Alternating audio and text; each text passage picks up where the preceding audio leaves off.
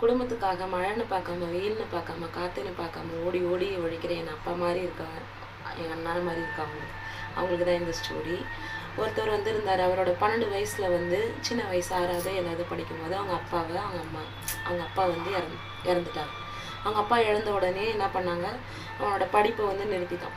நம்ம தான் எதனா ஒரு வேலைக்கு போய் நம்ம அம்மாவை இனிமேல் பார்த்துக்கணும், நம்ம பாப்பாவை பார்த்துக்கணும் அப்படின்னு சொல்லிட்டு படிப்பை வந்து நிறுத்திட்டான். அந்த டைமில் வந்து அவங்களுக்கு வேறு பணம் வரத்துக்கு வழி இல்லை சொல்லிட்டு படிப்பு நிறுத்திட்டு எதனா ஒரு சின்ன சின்ன வேலைக்கு போய் ஆரம்பிச்சு 10 ரூபா 20 ரூபா அது மாதிரி அவங்க அம்மா கொடுக்க ஆரம்பிச்சு அன்னைய நாள் போக ஆரம்பிச்சு அன்றாட பிழைப்பு கஷ்டப்பட்டு அன்னைய நாள் வந்து கழிச்சிட்டாங்க.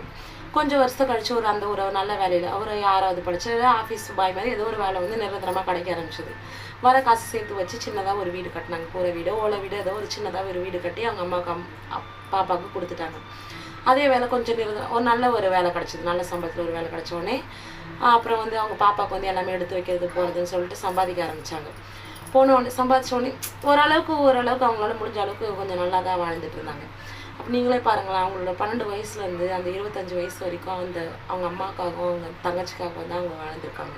அதே மாதிரி தான் நம்ம வீட்டில் இருக்க நம்ம அண்ணன் தம்பி நம்ம வீட்டுக்காரங்க யாரும் நம்ம அப்பா எல்லாருமே வந்து நமக்காகவும் நம்ம கூட பிறந்தவங்களுக்காகவும் தான் எல்லாமே வந்து செய்கிறாங்க.